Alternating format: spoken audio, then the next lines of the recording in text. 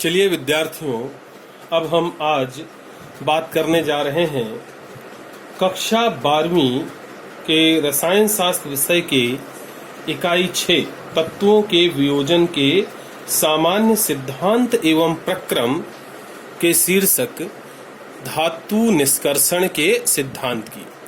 लेकिन धातु निष्कर्षण के सिद्धांत की बात करें उसके पहले हम कुछ मुख्य धातुओं के जो आपके पाठ्यक्रम का हिस्सा हैं उनके अयस्कों के नाम और सूत्र तथा उनकी भू प्रॉपर्टी में उपलब्धता की बात करेंगे। सबसे पहले धातु हम ले रहे हैं एल्यूमिनियम। एल्यूमिनियम भू प्रॉपर्टी में लगभग 7.3% पाया जाता है। ये विभिन्न अयस्कों के रूप में मिलता है।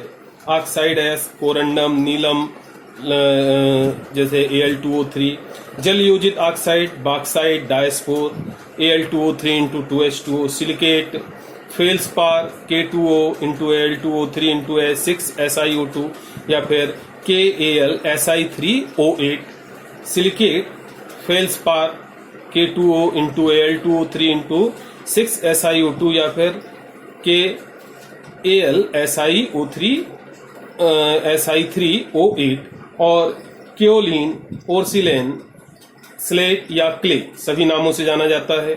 Al2O3 into SiO2 into 2H2O, mica, K2O into 2Al2O3 into 6SiO2 into 2H2O और इसका फ्लोराइड अयस्क है क्रायोलाइट। सूत्र है 3NaF into AlF3 या फिर Na3AlF6।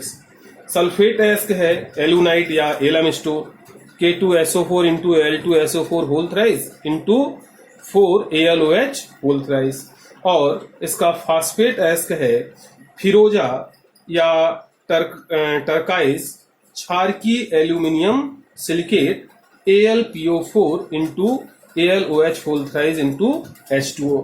ध्यान रहे कि ये जो फिरोजा है ये कॉपर फास्फेट की उपस्थिति के कारण नीले रंग का होता है ना। और भारत में एल्यूमिनियम का बॉक्साइट अयस्क कटनी, रीवा, कोल्हापुर, उड़ीसा, जबलपुर, चेन्नई और जम्मू में पाया जाता है, जबकि इसका एलुनाइट जो अयस्क है वो भारत के पंजाब प्रांत में मिलता है। अब हम बात करते हैं कॉपर के अयस्कों की। कॉपर, क्यूप्रम या तांबा। ध्यान रहे यह मुक्त अवस्था में उत्तरी अमेरिका में सुपीरियर झील के आसपास मैक्सिको, रूस, ऑस्ट्रेलिया आदि में पाया जाता है। ठीक है। इसका ऑक्साइड अयस्क है क्यूप्राइट या रूबी कॉपर Cu2O, इसमें लगभग 88% कॉपर होता है। कार्बोनेट अयस्क है azurite 2CuCO3 into CuOH whole twice, इसमें कॉपर लगभग 55% होता है। Malachite CuCO3 into CuOH whole twice या CuCO3 CuO into H2O, इसमें लगभग 56% कॉपर होता है।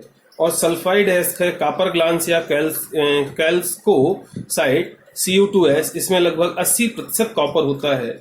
इसी का सल्फाइड अयस्क कॉपर पायराइटीज या कैल्कोपायराइट भी है, जिसका फॉर्मूला Cu2S प्लस Fe2S या फिर CuFeH2 लिखा जाता है।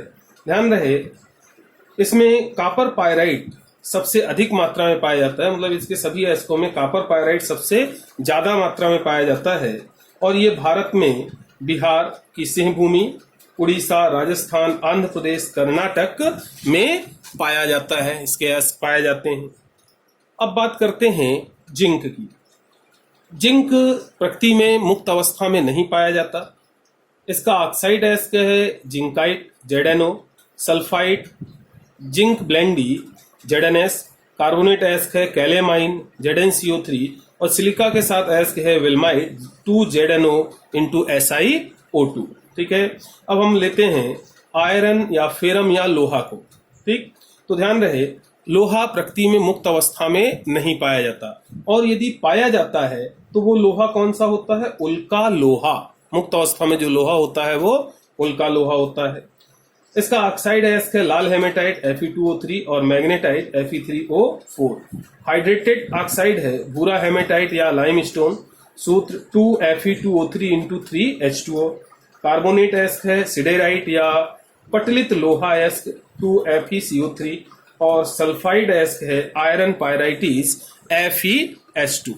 एक और धातु लेते हैं जिसका सामान्य ज्ञान आपको होना आवश्यक है, वो है सिल्वर। लेकिन पहले ध्यान दें कि जो हमारा लोहा है वो पेड़ पौधों की हरी पत्तियों में और जीवों की लाल रक्त कोशिकाओं में पाया जाता है, मतलब ये जीव जगत का मुख्य अंग है। लोहे के अयस्क सिंहभूमि, बिहार, रत्नागिरी, महाराष्ट्र, मध्य प्रदेश, छत्तीसगढ़, कर्नाटक, उड़ीसा, मयूरभंज आदि में मिलते हैं। ध्यान रहे लोहा 3 रूपों में मिलता है, ढलवा लोहा, पिटवा लोहा और इस्पात। इन तीनों में ढलवा लोहा सबसे अशुद्ध रूप है, मतलब सबसे कम शुद्ध होता है। इसमें 2.5 से 4.5% तक कार्बन, फास्फोरस, गंधक, सिलिका और मैग्नीज की भी अल्प मात्रा पाई जाती है। सबसे पहले ढलवा लोहा ही ऐसे से निष्कासित किया जाता है, फिर उसके बाद उससे पिटवा लोहा और इस्पात बनाए जाते हैं। चांदी की बात करें तो चांदी जो है भू प्रॉपर्टी में बहुत कम मात्रा में मिलती है, लगभग 10⁻8%।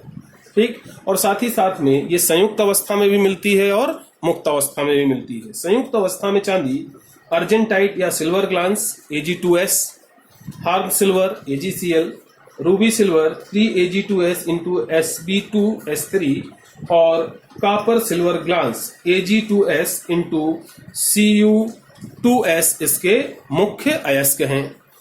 अब हम अपने आज के मुख्य शीर्षक पर आते हैं जिसका नाम है धातु निष्कर्षण के सिद्धांत। ठीक है, तो ध्यान रहे बेटा, धातु निष्कर्षण हेतु जब धातु लवण को गर्म करके अपचयित करते हैं तो ये जो प्रक्रिया है वो ऊष्मागतिकी सिद्धांत का पालन करती है। और जब धातु लवण के विद्युत अपघटन द्वारा विलयन में किसी अन्य विधि द्वारा अपचयन कर धातु निष्कर्षण किया जाता है तो ये जो प्रक्रिया है ये विद्युत रासायनिक सिद्धांत का पालन करती है। मतलब 2 सिद्धांत है मुख्यतः, ऊष्मागतिक सिद्धांत और विद्युत रासायनिक सिद्धांत। अब हम बात करते हैं सबसे पहले विद्युत रासायनिक सिद्धांत की। ठीक है, तो धातु निष्कर्षण का विद्युत रासायनिक सिद्धांत बहुत सिंपल सा है। ये कहता है कि हमें धातु लवण से धातु को प्राप्त करने के लिए ऐसे अपचायक और ताप का चयन करना है ताकि मुक्त ऊर्जा परिवर्तन का मान ऋणात्मक हो। ठीक है, और इसके लिए आपने 11वीं कक्षा में गिब्स हेल्महोल्ट्ज इक्वेशन पढ़ी है जो कहती है del G = del H - T del S या तथा del G naught = -2.303 RT log base 10 K। सीधी सी बात है कि यदि मुक्त ऊर्जा परिवर्तन ऋणात्मक होगा तो एंट्रोपी परिवर्तन धनात्मक होगा और ऐसी स्थिति में जो प्रक्रिया है वो स्वतः प्रवर्तित होगी और धातु का निष्कर्षण आसान होगा। इसका ऊष्मागतिक सिद्धांत के बारे में और अधिक जानकारी देता है एलिंगम आरेख। बहुत सिंपल है, तत्वों के ऑक्साइड निर्माण के लिए मुक्त ऊर्जा, मानक मुक्त ऊर्जा और परम ताप के बीच खींचे गए ग्राफ को या वक्र को एलिंगम आरेख कहते हैं। ये कुछ धातुओं के लिए इस प्रकार से आता है। ठीक है, और ये जो है देखिए यहाँ पे एक अक्ष पर मानक मुक्त ऊर्जा ली हुई है और दूसरे अक्ष पर ताप लिया हुआ है। तो मानक मुक्त ऊर्जा और ताप के बीच में जो हमें ग्राफ दिख रहा है यही कहलाता है एलिंगम आरेख। इससे हमें बहुत सी जानकारियां प्राप्त होती हैं। पहली, धातु से धातु ऑक्साइड निर्माण में एंट्रोपी परिवर्तन का मान ऋणात्मक होता है ना, मतलब एंट्रोपी हमेशा घटती है। दूसरी चीज, यहाँ पे हम देख रहे हैं कुछ लाइनें सीधे जाते जाते अचानक मुड़ जा रही हैं, तो जहां से ये मुड़ रही हैं वास्तव में वहां पर अवस्था में परिवर्तन होता है ना। तो भौतिक अवस्था में चूंकि परिवर्तन होने पर एंट्रोपी अचानक जो है बदलती है और इसी के कारण जो ग्राफ की रेखाएं हैं वो मुड़ जाती हैं। ठीक, तीसरी चीज, केवल अगर कार्बन मोनोऑक्साइड बनता है तो ये अच्छा अपचायक है क्योंकि इस प्रक्रिया में एंट्रोपी परिवर्तन का मान धनात्मक होता है। चौथी चीज, यदि del G का मान ऋणात्मक है तो ये मान उसके स्थायित्व को प्रकट करता है। और पांचवी चीज, आरेख में, एलिंगम आरेख में जो नीचे वाली लाइनें आती हैं वो ऊपर वाली जितनी भी धातु के ऑक्साइड हैं उन सभी का अपचयन करेंगे। मतलब जैसे देखिए मैग्नीशियम की लाइन है नीचे है और एल्यूमिनियम, जिंक ये सब ऊपर है, तो मैग्नीशियम धातु, एल्यूमिनियम, जिंक इन सभी के ऑक्साइड का अपचयन कर सकती है। ठीक है, और तीसरी चीज, अगर हम सही ताप का चयन करें तो जो ऊपर वाली धातु है वो भी नीचे वाली धातु का अपचयन कर सकती है। सीधी सी बात है कि सिल्वर भी जो मरकरी है और जिंक है इनका अपचयन कर सकती है, लेकिन ताप को हमें उचित लेना होगा। ठीक। और नेक्स्ट चीज, अधिकांश धातु ऑक्साइड कार्बन द्वारा अपचयित होकर कार्बन मोनोऑक्साइड देते हैं। मतलब ज्यादातर धातु ऑक्साइडों का अपचयन कार्बन द्वारा कराया जा सकता है। कार्बन एक अच्छा अपचायक है। अब ये आरेख बहुत सारी जानकारियां देता है, लेकिन कुछ इसकी सीमाएं भी हैं। मतलब जो ऐसी चीजें हैं जिनके बारे में इससे पता नहीं चलता है। तो पहली चीज, अभिक्रिया की रासायनिक बलगतिकी के विषय में एलिंगम आरेख से कोई जानकारी प्राप्त नहीं होती। ये केवल ये बताता है कि अभिक्रिया होगी या नहीं होगी। ठीक है। दूसरी चीज, इस आरेख को खींचते हुए जो अभिक्रियाएं हैं उन सभी को साम्यावस्था में माना गया है, जो कि हमेशा संभव नहीं होता। ठीक। तो ये तो हुई ऊष्मागतिक सिद्धांत की बात। अब हम दूसरे सिद्धांत पर आते हैं, अपने विद्युत रासायनिक सिद्धांत। विद्युत रासायनिक सिद्धांत बहुत सिंपल सा है। पहली चीज, गलित अवस्था में धातु लवण का विद्युत अपघटन कैथोड पर धातु देता है ना। मतलब विद्युत अपघटन से धातु कैथोड पर मिलेगी। दूसरा, जलीय विलयन में धातु लवण के विद्युत अपघटन पर जो अधिक अपचयन विभव वाली धातु है, अधिक अपचयन विभव वाली धातु कैथोड पर मुक्त होगी। और किसके द्वारा मुक्त होगी? कम अपचयन विभव वाली धातु के द्वारा। तो कम अपचयन विभव वाली धातु विलयन में से अधिक अपचयन विभव वाली धातु को विस्थापित करती है। ठीक है। ये विद्युत रासायनिक सिद्धांत है, सिंपल सा। अब इसमें यह ध्यान रखना है कि कैथोड पर जो है हमेशा अपचयन और एनोड पर ऑक्सीकरण होता है। तो कैथोड के रूप में वो धातु काम करती है जिसका अपचयन होता है। ठीक है। और एनोड के रूप में हमेशा वो धातु काम करती है जो अपचयन करती है। ठीक। चलिए, तो ये दोनों सिद्धांत हो गए आपके, ऊष्मागतिकी सिद्धांत और विद्युत रासायनिक सिद्धांत। इसके आगे हम जारी रखेंगे अपनी अगली क्लास में। आज के लिए बस इतना ही।